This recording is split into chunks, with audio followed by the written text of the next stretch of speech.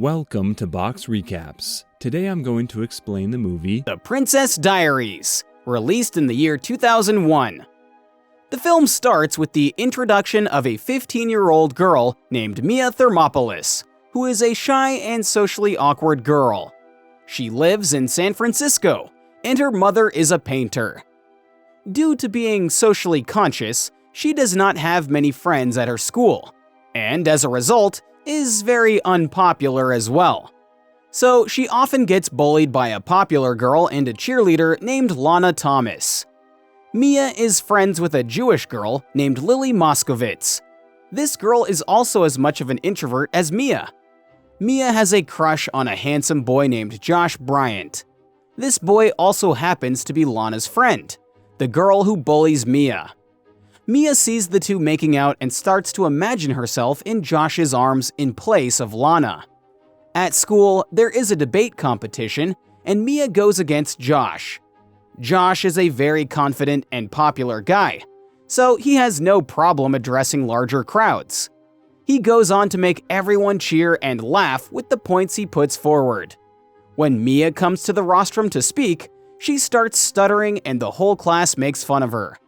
She feels humiliated and runs out of the class as everyone laughs at her.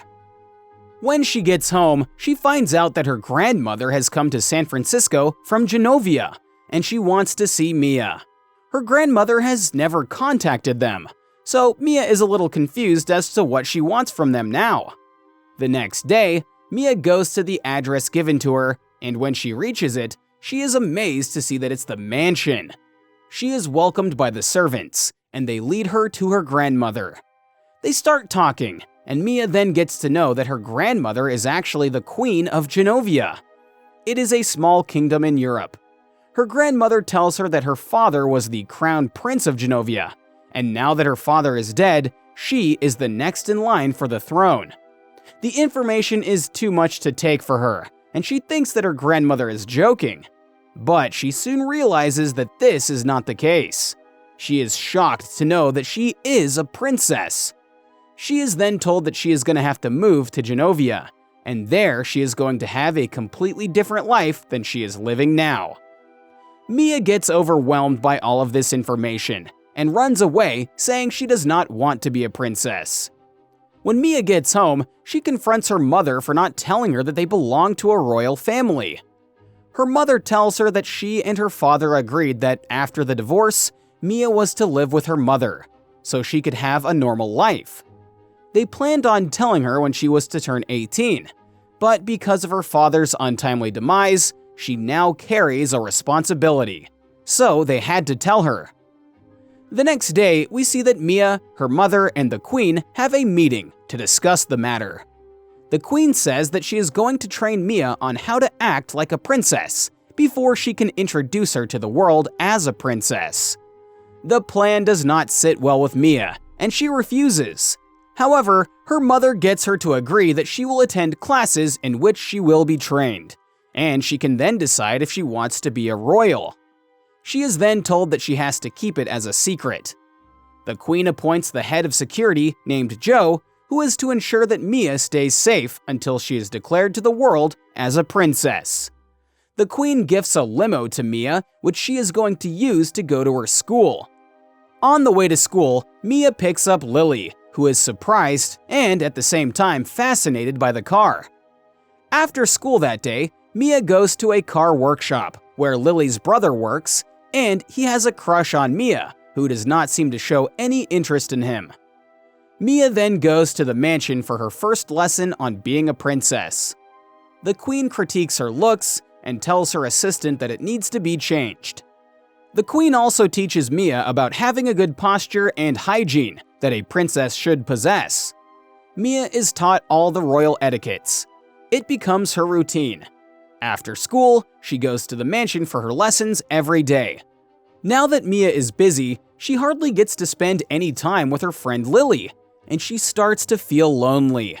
The Queen then invites an Italian stylist named Paolo to do a makeover on Mia. Paolo and his assistants get started on Mia as they straighten her hair, give her a facial massage, and pluck her eyebrows in order to make her look presentable.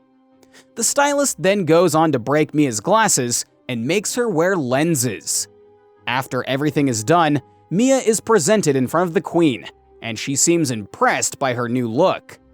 She then goes on to tell the stylist to keep his mouth shut about Mia's makeover. The next day, Mia, accompanied by her driver and security guard, go to pick up Lily for school. Lily's brother is mesmerized by her new look, but it does not seem to sit well with Lily, as she says that she feels like her friend is turning into rich mean girls just like the ones at their school. She goes on to make Mia wear a hat to hide her new hair. The girls then start arguing as Lily thinks that Mia is going to ditch her now that she is rich and beautiful. Mia is sick of them arguing, so she goes on to tell Lily the truth behind everything. Lily is shocked, but she promises Mia that she is going to keep it a secret. When they are in class, Lana, as usual, bullies Mia about her hideous cap. Mia takes off her hat, and everyone gets surprised by her beautiful hair. The next day, Lily's brother Michael comes to Mia and invites her to a music convention he is going to perform in. Mia tells him that she will be there, but she does not really seem too thrilled about it. Upon reaching school, she is ambushed by several reporters, asking her questions about her being a princess. Mia right away thinks that Lily is the one who blabbed about it, but Lily assures her that she did not tell anyone. Upon seeing that the situation is getting out of hand, the queen right away comes to her school, and it turns out that the Italian stylist Paolo is the one who blabbed about it in order to get some fame. Now that the cat is already out of the bag, the queen makes her peace with it and holds a grand dinner party at her mansion. She invites some high-ranking royals from various royal families and introduces them to Mia. Everything goes smoothly until Mia accidentally lights a guest's sleeve on fire and dumps his arm into an ice bucket. Then she seems to have trouble eating the fancy royal food. She accidentally drops it on the ground, and a servant trips, dropping the fruits at a guest. The queen feels embarrassed, but the guests laugh it off. However, it turns out that the queen is not mad at Mia for the disaster she pulled off at dinner. The queen admits that she found her clumsiness endearing and suggests that they spend quality time together, canceling their lessons for the following afternoon. While bonding, they go to the arcade together and have a lot of fun. The queen plays all of Mia's favorite games, takes pictures with her in a photo booth, and even tries Mia's favorite corn dogs. Her grandmother also explains that although Mia's parents loved each other, they divorced amicably in order to pursue their own passions. Philip remaining in Genovia to eventually become king, and Helen returning to America with Mia to offer her a normal childhood. When they are getting back home, the car's brakes fail and Mia crashes the car into a cable car. The police get there, and as they are about to arrest Mia, the queen talks the officers out of it, and he ends up calling a police car to drive them home. Mia is really impressed by her grandmother and tells her that she is the best. Mia's life has completely changed. When she goes to school, the kids come to her and ask for her autograph. A girl who used to be a nobody is now the talk of the town. Even the girl who used to bully her now pretends and tries to be her friend. Josh, the boy Mia has a crush on, invites her to come to a beach party, and Mia agrees. She remembers that Michael had invited her to his musical convention. She goes to him and apologizes as she tells him that she is not going to be able to make it. He is hurt to see that Mia ditches her for Josh. Mia tells her mom about the party, and she is skeptical of Josh, as she points out to Mia that Josh never liked her when he did not know she was a princess. But Mia ignores her mother. Mia goes to the party, and everything goes smoothly until the reporters arrive at the party as soon as they get to know that the princess is at the party. The moment Mia sees the reporters approaching, she goes into hiding with Josh. While there is no one around, Josh tries to kiss her, but she stops him. When the two come out of there, the media is still there, and Josh forcefully kisses her in front of all the reporters. After that, Lana and the other girls take Mia into a tent where they trick her into changing her clothes. While she is changing, Lana helps the paparazzi photograph Mia wearing only a towel. When Mia gets home, she feels humiliated, and her mother tries to console her as she cries in her arms. The next morning, Mia and her photos are seen everywhere with exaggerated stories about the princess partying. The queen is furious at this, and Mia apologizes to her and goes on to admit that she is not fit to be a queen. The queen, however, does not agree with her and still asks her to be there at the ball. The queen also allows her to invite any friends she wants to invite at the event except the perv Josh. When Mia leaves, Joe comes to the queen and points it out to her that before Mia is a princess, she is a teenager and her granddaughter. The two then get to talk further about Mia and agree that she is ready to be the queen, considering how she took the criticism accordingly. Mia goes to school and right away apologizes to Lily for ditching her when Lily invited her to attend a talk show with her. They reconcile and Mia invites Lily to the ball. Later, when they are in their gym class, Josh starts bullying Mia. Mia decides to teach him a lesson as she hits him with a ball in the area where you would not want to be hit, and wins a baseball match while teaching the bully a lesson. That evening, Michael comes to her house to deliver her car. Mia apologizes to him for not being at the musical convention and goes on to invite him to go to the ball with her as her date. Michael is, however, heartbroken and sarcastically tells her that Josh would look better in a tuxedo.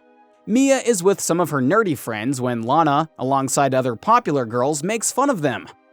Mia is sick of people bullying her all the time, and she says enough is enough.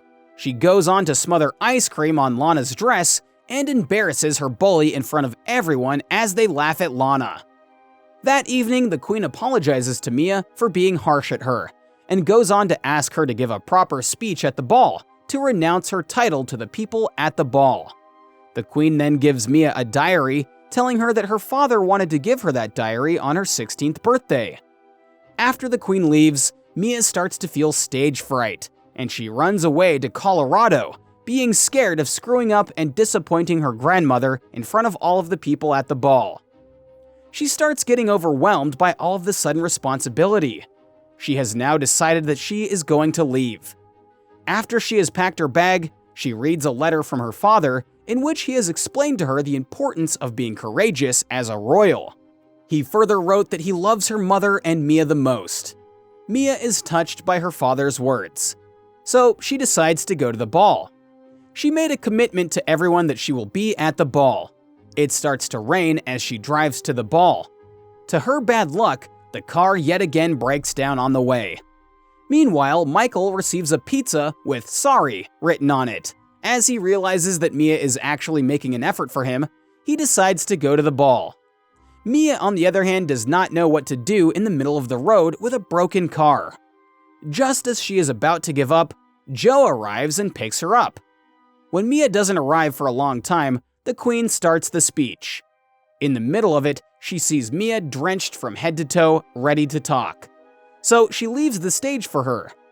At first, Mia stutters like she usually does when speaking in public, but then she remembers her father's words and gives a heartfelt speech to the crowd. At the end of the speech, she announces herself as the Princess of Genovia, making all of the guests applaud. Moments later, she is crowned as the princess. She then changes into a beautiful dress and dances with Michael. The pair excuse themselves and come to the garden. Michael expresses his feelings to her, and the two finally kiss. In the final scene, Mia is shown traveling to Genovia in a private plane with her pet cat, Fat Louie, and writes in her diary that she plans to relocate to Genovia with her mother. This is where the movie ends. Subscribe for more videos like this one, turn on the notification, and leave a like to help the channel out. Thank you for watching.